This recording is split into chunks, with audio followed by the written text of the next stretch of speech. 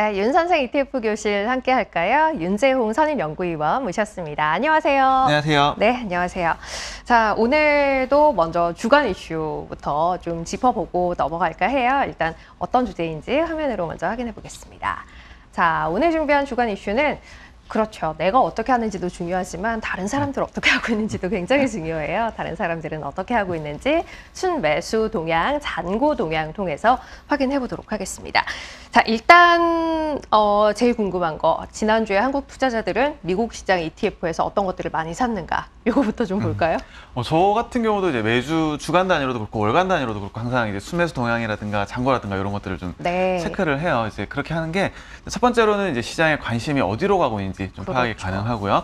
간혹 가다가 이건 어떻게 도대체 알고 투자를 했지? 약간 그런 종목들도 있어요. 맞아요. 그래서 그런 것들 이제 새로 보이는 것들이 있으면 또 체크해서 이제 네. 좀 이유를 좀 계속 찾아가는 과정이라고 할 수가 있겠고요. 자, 그러면 일단 먼저 이제 미국 시장에서 어떤 것들 많이 샀나 네. 먼저 좀 체크를 해보겠습니다. 좀 화면 보면서 좀 바로 말씀을 드릴 텐데 일단 요거는 이제 지난 금요일 기준으로 해서 주간 단위 네. 순매수예요. 지금 보시게 되면 이제 좀 특징적으로 채권 그리고 인버스 관련된 그러네요. 상품들이 좀 많이 들어왔습니다. 지금 가장 많이 순매수가 들어왔던 게 LQD 티커를 가진 ETF인데 해당 ETF 같은 경우는 미국 투자 등급 회사채 일정 이상 신용 등급을 가진 이제 회사채들을 편입하고 있는 ETF입니다. 중장기물에 자금이 유입이 됐고요. 이 외에도 지금 2위랑 4위가 전부 좀 인버스예요. 인버스네요. 네, 네. 지금 미국 나스닥 100 지수의 마이너스 300, 그다음에 SQQQ. 네, SQQQ 그리고 반도체 산업의 마이너스 300 정도로 좀 보시면 될 것 같고요. 그 지금 천연가스 2배짜리도 좀 순이익이 좀 계속 들어왔어요. 네. 지금 빨간색으로 지금 티커를 표시를 해놨는데 PTP 종목입니다. 저희 지난 해에 소개드렸었죠. 예, 작년에도 이제 네. 한번 소개를 드린 적이 있는데 주로 이제 원자재 관련된 ETF들이 많아요. 일단 매도 금액의 10%가 좀 과세가 되는 종목들이다 보니까 좀 주의를 하실 필요가 있고요. 네. 물론 이제 유예는 받았어요. 유예를 받아서 보통 이제 2월 말에서 3월 정도까지 이제 그래요. 과세는 되진 않지만 네. 여전히 좀 주의하십사 계속 말씀을 드리고 있는 부분들이고요. 자, 그리고 좀 계속해서 좀 보시게 되면 지금 6위에서 10위 사이에는 뭐 배당이라든가 뭐 섹터라든가 이런 것들이 꽤 있습니다. 네. SCHD 같은 경우는 이제 미국의 배당금을 이제 10년 이상 늘려나간 종목들을 성장. 네. 늘려나간 ETF고요. 이외에도 이제 EMB 같은 경우는 이제 이머징. 그래서 투자들이 좀 이머징 관련해서도 좀 관심이 있구나 정도로 좀 짚어볼 수가 있겠습니다. 자, 그러면 미국에서 어떤 것들 많이 사고 있는지 본 김에 미국 전체 시장의 자금 동향은 어떻게 돌아가고 있는지 특징적인 부분이 있다면 좀 짚고 넘어갈까요? 네. 크게 이제 두 가지 정도로 좀 특징을 꼽을 수가 있을 것 네. 같아요. 저 역시나 화면 보면서 바로 말씀을 드릴 텐데 첫 번째 키워드는 지난주에 주식에 대해서 좀 강하게 유입이 이루어졌다는 네. 거. 그리고 두 번째로는 채권에는 좀 계속 유입이 되고 있어요. 유입은 되고 있지만 규모가 좀 점점 더 줄어들고 있다는 거. 지금 좀 시장에 전반적으로 이제 어떤 연준이 뭐 한 25p 정도밖에 못 올릴 거다. 네네. 내지는 뭐 연말 가서 좀 금리를 내릴 수도 있다라는 부분들에 대해서 좀 기대감이 좀 강하게 있다 보니까 ETF 시장도 마찬가지인 것 같습니다. 지금 이제 주식형으로 좀 지난주에 직전주에 좀 굉장히 강한 142억 달러 정도 자금 유입이 있었어요.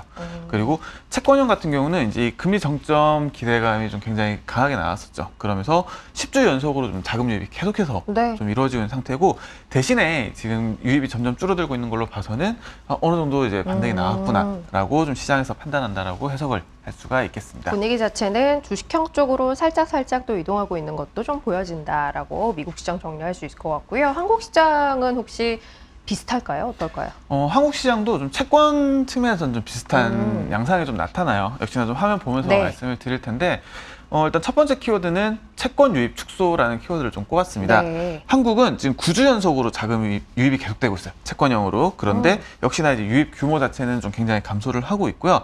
좀 미국과 다른 점이라고 하게 되면 주식형보다는 원자재 기타 유형으로 좀 자금이 들어가고 있다는 거. 뒤에 이제 한국에서 또 말씀을 드리겠지만 뭐 지난주에 이어서 직전주에 이어서 지난주도 네. 인버스, 지수 인버스 관련된 쪽으로 좀 자금 유입이 있었고요. 이 외에도 이제 CD 금리물들, 네. 좀 단기적으로 이제 자금 운용하는 측면에서 좀 자금 유입이 많았다 정도로 요약을 할 수가 있겠습니다. 이건 최근에 계속 이어지고 있는 특징 가운데 네, 하나라고도 볼 맞습니다. 수 있을 것 같네요. 자, 그러면 앞서 이제 미국에서 한국 투자자들은 어떤 ETF를 많이 샀는지를 좀 확인해봤는데 여타 시장도 좀 확인해봤으면 좋겠어요. 홍콩 또 일본 시장 등지에서는 어떤 것들을 많이 갖고 있는지 확인해보죠. 우선 첫 번째로 이제 홍콩이랑 일본은 이제 보유 잔고를 좀 체크를 해봤습니다. 이제 순매수 자체는 이제 규모가 크지가 않다 네. 보니까 좀 잔고 위주로 체크를 해봤고요. 먼저 좀 홍콩 화면 보면서 바로 말씀을 드리면 가장 이제 저희가 많이 보유하고 있는 것이 이제 홍콩 HSCI 지수입니다. 그리고 이 외에는 거의 대부분이 이제 성장 테마 관련된 것들이 많아요. 전기차, 배터리. 네, 그리고 네. 뭐 클린 에너지라든가 이런 것들이 좀 많이 있고요. 그리고 지금 순총이라고 해서 이제 순자산 총액 같은 경우는 네. 해당 ETF의 시가총액입니다. 저희가 네. 이제 보유하고 있는 잔고가 아니라 이제 순자산 총액 기준으로 아. 좀 정리를 했다라고 네. 보시면 될 것 같습니다. 일본도 바로 좀 볼까요? 네, 일본도 이제 바로 넘어가서 좀 살펴보면요. 우선 이제 일본의 우리 한국 투자자들이 일본 주 시장에서 보유하고 있는 잔고 특징을 좀 꼽아보면 일본 자체 ETF보다는 미국 지수 그러네요. 관련된 것들이 네. 많아요. 가장 많이 가지고 있는 것이 미국 국채 장기물, 어. 다음에 나스닥 100 그리고 S&P 500 지수 이런 ETF들이 굉장히 많이 보유를 하고 있고요. 특징적인 거는 환해 지형들이 많습니다. 지금 달러가 이제 1,400원대까지 올라갔다 네. 보니까 이후에 이제 엔화가 강해지고 달러가 약해지는 구간에서 이제 환해 지형을 가져가게 되면은 어떤 이제 환에 의한 영향을 줄이면서 그렇죠. 이 지수 상승분만 먹을 수 네. 있다 보니까 좀 그런 관점에서 많이 들어가신 것 같고요. 이 외에 이제 일본 디지털 혁신 기업, 혁신을 이끄는 기업들 관련된 테마형 ETF도 좀 많이 보유를 하고 계십니다. 알겠습니다. 홍콩 그리고 일본 시장에서 어떤 것들을 많이 갖고 있는지 요건 잔고 기준으로 소개를 드린 거예요. 양 시장에서 우리 투자자들이 관심 갖고 있는 게 확연히 좀 구분이 네, 맞습니다. 되네요. 자, 그럼 이제 ETF 시장 전반적인 분위기 바로 정리해 보도록 하겠습니다. 일단은 키워드 가지고 전체 분위기 어땠는지 확인해 볼까요? 네. 우선 상승 키워드 좀 정리를 해보면 이제 기술주라든가 성장 테마, 반도체 여전히 좀 기술주 관련된 ETF들이 강세를 좀 네. 보였고요. 반면에 이제 하락은 마리아나가 좀 하락을 좀 이어갔고 이외에 뭐 헬스케어라든가 뭐 장기채도 좀 하락을 보였습니다. 역시나 좀 화면 보면서 바로 좀 네. 더 말씀을 드려보면 미국 같은 경우는 이제 뭐 인터넷이라든가 블록체인 그리고 전체적으로 뭐 2차 전지 관련된 ETF도 좀 강세를 보였고요. 반대로 이제 하락 관련된 ETF도 좀 꼽아보면 롱숏, 아마 좀 네. 숏 포지션에서 좀 많이 하락이 있었던 것 같아요. 그래서 롱숏이라든가 마리아나, 뭐 헬스케어 이런 쪽들이 약세를 보였습니다.